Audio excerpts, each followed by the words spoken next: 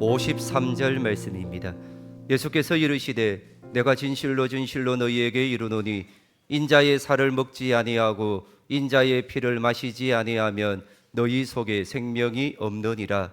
내 살을 먹고 내 피를 마시는 자는 영생을 가졌고 마지막 날에 내가 그를 다시 살리리니 내 살은 참된 양식이요 내 피는 참된 음료로다. 내 살을 먹고 내 피를 마시는 자는 내 안에 거하고 나도 그의 안에 거하나니 살아계신 아버지께서 나를 보내심에 내가 아버지로 말미암아 사는 것 같이 나를 먹는 그 사람도 나로 말미암아 살리라. 이것은 하늘에서 내려온 떡이니 조상들이 먹고도 죽은 그것과 같이 아니하여 이 떡을 먹는 자는 영원히 살리라. 아멘. 할렐루야. 복된 주일 주님의 전에 나와 예배드리는 모든 성도님의 삶 가운데 하나님께서 예비하신 한없는 은혜를 경험하며 나아가실 수 있는 복된 시간이 되어줄 수 있기를 축원합니다. 여러분 오늘 찬양대 보시면서 뭐 다른 점은 혹시 보시지 않으셨습니까? 오늘 새 가운을 입으시고 얼마나 즐거운 마음으로 찬양하시는지 우리 찬양대를 위해서 많이 기도해 주시기를 바랍니다. 너무나 잘하지 않습니까? 저 찬양이 나의 찬양이 되는 마음으로 저 찬양을 함께 우리가 나누시는 은혜가 있기를 소망합니다. 오늘 말씀의 제목은 성찬의 은혜입니다. 여러분, 하나님께서 오늘 본문 말씀을 우리에게 주셨을 때에 주님의 살과 피를 마시고 먹는 자에게 주시는 축복에 관하여 말씀하고 있습니다. 즉 성찬에 대하여 말씀하고 있습니다. 여러분, 개신교 신학에서의 성례전을 이렇게 정의하고 있습니다. 같이 한번 읽어보겠습니다. 보이지 않는 하나님의 은혜가 보이는 방법으로 전달되는 통로이다. 오늘 개신교의 우리가 신학에서의 이 성례전을 무엇이라 고백하는가 하면 보이지 않는 하나님의 은혜가 보이는 방법으로 전달되어지는 통로가 뭔가 하면 성찬이라는 겁니다. 세례라는 것을 말하고 있습니다. 종교개혁자 존 칼빈은 하나님의 말씀을 들리는 말씀이라고 하였고 성찬을 가르쳐서 보이는 말씀이라고 불렀습니다. 우리가 귀로 하나님의 말씀을 들을 때 은혜를 받는 것처럼 오늘 우리가 눈으로 보고 입으로 먹고 마시는 이 떡과 잔을 통하여 동일하고도 충만한 하나님의 은혜가 우리 가운데 임하여질 줄 믿습니다. 사랑하는 성도님, 종교개혁 전통에 따라 개신교는 성경적 근거가 명확한 두 가지만을 성례로 인정하고 있습니다. 그것이 바로 세례와 성찬입니다. 그래서 개신교는 세례식과 성찬식을 성례로 진행하고 있습니다. 그런데 가톨릭은 어떠냐? 7성사라고 해서 7가지를 하고 있지만 우리 개신교는 예수님이 제정하신 것만 인정하여서 세례와 성찬을 성례전으로 진행하고 있다는 것입니다. 지금까지 우리 교회는 성찬식을 성부영신 예배와 성금요일에 잘 진행해 왔습니다. 이렇게 잘 진행해 왔던 부분들을 이제 올해부터 주일 예배에 확대하여서 진행하려고 합니다. 그래서 주일 예배에 저희가 진행하려고 하다 보니까 언제 했으면 좋을까 그것을 살펴보았을 때에 여러분 세례와 성찬은 분리된 것이 아니라 연결된 성례전이기 때문에 세례식이 있는 다음 주일 예배에 우리가 성찬을 가지고자 합니다. 그래서 우리가 지난 주일 세례를 베풀었지 않습니까?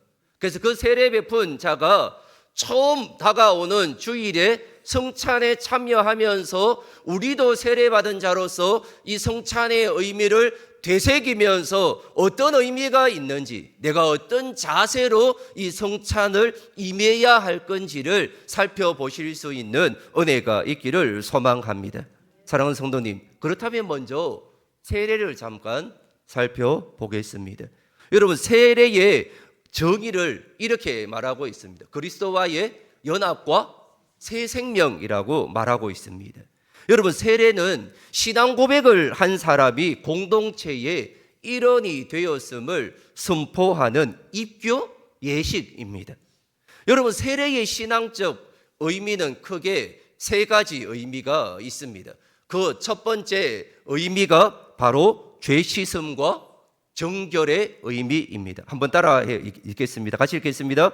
몸이 물이 더러운 것을 씻듯 그리스도의 보혈로 과거의 죄가 씻겨 나갔음을 상징. 이것이 바로 첫 번째 세례의 의미였던 것입니다. 두 번째는 연합이라는 의미가 있습니다.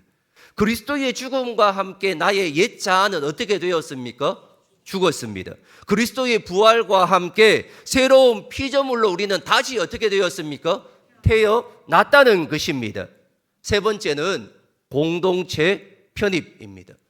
한 개인의 신앙을 넘어서서 그리스도의 몸된 교회라는 유기적 공동체의 정식적인 지체가 되었음을 확정하는 인치심의 사건이 바로 세례였던 것입니다. 그래서 여러분, 항상 세례식은 공동 예배에서 진행되어지는 것입니다. 그렇다면 오늘 우리가 성찬식을 거행하면서 이 성찬의 의미가 무엇인지, 이것을 통한 하나님의 말씀이 무엇인지를 한번 살펴보도록 하겠습니다. 여러분, 성찬은 임재와 나눔의 신비를 말하는 것입니다. 한번 따라해 보겠습니다. 성찬은 임재와 나눔의 신비를 말하는 것입니다. 여러분, 성찬은 예수님께서 잡히시기 전날 밤 제자들과 나누신 마지막 만찬에서 유래하였습니다. 그리스도의 희생을 기억하고 현재의 은혜를 경험하는 예식입니다. 그래서 성찬의 의미는 크게 네 가지의 의미를 우리에게 주고 있습니다. 그 첫 번째의 의미가 기념과 회상입니다. 십자가에서 지키신 살과 흘리신 피를 어떻게 합니까? 기억하는 것입니다. 그리고 구원의 은혜를 다시금 마음 깊이 새기는 시간입니다. 두 번째는 영적 임재입니다. 이 부분은 우리가 한번 다 같이 읽어보도록 하겠습니다. 읽겠습니다. 개신교는 떡과 포도주가 물리적으로 변하지는 않지만 성령을 통해 그리스도께서 그 자리에 영적으로 임재하신다고 믿습니다. 이를 통해 성도는 영적인 양식을 공급받게 되는 것입니다. 여러분, 오늘 우리가 이 시간 성찬 예배를 드릴 때에 우리 존 칼빈이 말하였던 것처럼 오늘 우리에게 주시는 선포되어진 말씀은 들리는 말씀이지만 이 세례와 성찬은 어떻다고 했습니까? 보이는 말씀이라고 했습니다. 우리가 단순히 기념하고 상징하는 시간이 아닙니다. 이 시간 가운데 어떤 역사가 일어나는가 하면 영적 임재가 가득한 시간이 될 것입니다. 그래서 우리가 하는 이 우리 기독교 개신교, 특별히 장로교가 드리는 이 성찬식은 우리가 말하는 가톨릭의 화채설과는 다릅니다. 기념선물도 아니고 루터가 말하는 공제설도 아닙니다. 상징설도 아닙니다. 우리는 존 칼빈이 이야기하고 있는 영적 임재설을 가지고 있습니다. 그래서 이 시간에 여러분이 떡과 잔을 마실 때에 여러분 깊이 기도하시면서 받으십시오. 그리고 이 시간에 영적 임재가 내 삶 가운데 있게 해달라고 기도하시면서 이 성찬에 참여할 때에 강력한 성령의 역사가 이 시간 일어날 줄 믿습니다. 마지막 세 번째입니다. 한몸됨입니다.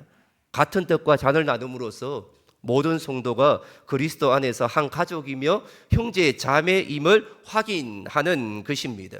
여러분, 오늘 제가 먼저 장로님께 분병과 분잔을 할 겁니다. 그리고 우리 장로님께서 우리 성도님에게 분병과 분잔을 할 때에 이것을 받으시고 옆에 계신 성도님들에게 전달해 주십시오. 그 의미가 바로 이 한 몸과 성도의 영적인 연합을 이야기하는 것입니다. 그래서 옆에 분에게 주시면 우리 장로님께서 또 뒤로 이렇게 하실 것입니다. 마지막 네 번째입니다. 종말론적 소망입니다.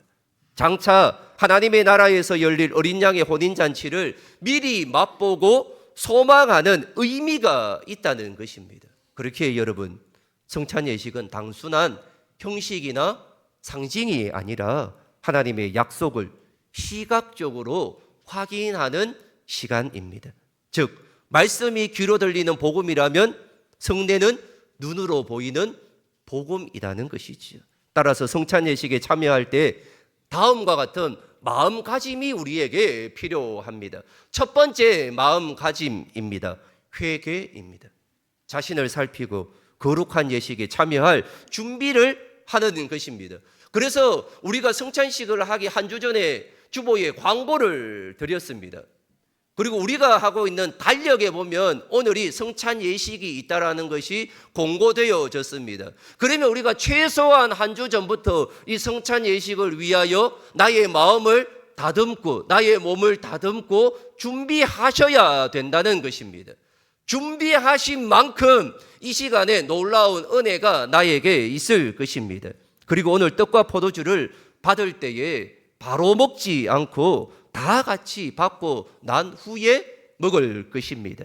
이때 떡과 포도주를 받고 기도하시면 됩니다. 제가 분장과 분병을 할 때에 이 잔과 이 떡을 받을 때에 바로 드시지 마시고 이것을 받고 손에 쥐시면서 어떻게 해야 되는가 하면 오늘 이 성찬을 위해서 기도하십시오. 하나님, 이 피로 말미암아 나의 죽음과 구원을 위하여 흘리신 보혈의 피입니다. 이것을 우리가 기도하면서 이 죄인을 하나님의 은혜 가운데 보혈의 능력으로 구원해 주셔서 감사합니다. 그리고 떡을 우리가 받을 때에 하나님, 나를 위하여 십자가에 피 흘려 돌아가신 주님의 살이 찢기신 것 같은 이 주님의 떡을 내가 먹습니다. 하나님, 이 시간 영적으로 임재해 달라고 기도하는 시간이 되어질 수 있기를 소망합니다. 두 번째는 믿음입니다. 여러분, 상징적인 떡과 피 너머에 있는 하나님의 실제적인 은혜를 믿음의 눈으로 바라보십시오. 이곳에 이 시간 영적으로 임재하시는 성령의 역사를 믿음으로 바라보실 수 있기를 소망합니다. 나의 약함과 육신의 연약함이 있다면 기도하십시오. 제가 목회하면서 성찬을 많이 집례해 보았습니다. 성찬을 집례할 때에 강력한 성령의 역사가 일어나는 현장을 저는 많이 보았습니다. 성찬식을 거행할 때에 떡과 잔을 먹고 마실 때에 그분에 있는 병이 치유되는 역사가 일어나는 것도 보았습니다. 그 안에 있는 기도의 제목이 응답되어지는 역사도 보았습니다. 여러분, 그런 시간이 바로 오늘 이 시간이 되어질 수 있기를 소망합니다. 마지막 세 번째입니다. 헌신입니다. 성찬을 통해 받은 사랑을 세상 속에서 실천하며 살겠노라고 다짐하는 결단이 뒤따라야 된다는 것입니다. 그래서 여러분, 성 어거스틴은 성례의 정의에 대하여 이렇게 말합니다. 성례는 보이지 않는 은혜의 보이는 형태이다라고 말하고 있습니다. 눈에 보이는 물질인 떡과 포도주가 눈에 보이지 않는 하나님의 은혜와 성령의 역사가 나타나는 현장이 된다는 것입니다. 그렇다면 여러분, 성찬이 오늘날 우리에게 주는 신앙적 교훈은 무엇일까요? 그 첫 번째는 수동적 수혜가 아닌 능동적 참여를 말하고 있습니다. 성찬은 단순히 구경하는 예식이 아니라 성령의 도우심 속에서 믿음으로 그리스도께 나아가는 역동적인 사건이 될 줄 믿습니다. 두 번째는 영적 양식의 공급입니다. 우리 육체가 떡을 먹어야 살 수 있듯이 우리 영혼도 그리스도라는 영식을 공급받아야 영적으로 생존하고 성장할 수 있음을 깨닫게 됩니다. 마지막 세 번째입니다. 그리스도의 중심적인 삶입니다.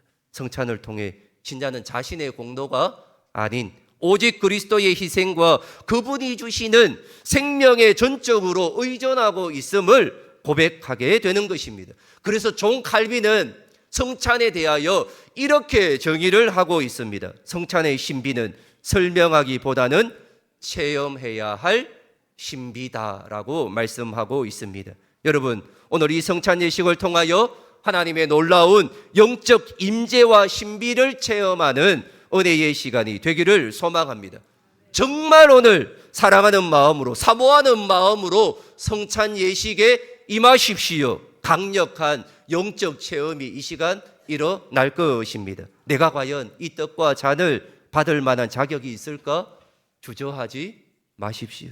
우리의 자격이 아니라 우리를 위하여 찢기신 주님의 공로를 의지하여 나아오십시오. 사랑하는 성도님, 떡과 잔을 받을 때에 마음의 문을 활짝 여십시오. 성령께서 이 시간 우리 가운데 강력하게 임재하셔서 우리 영혼을 만지시고 치유하시고 회복시키시는 참된 영적 임재의 은혜를 깊이 누리실 수 있는 은혜의 시간이 되어질 수 있기를 축원합니다. 기도하겠습니다.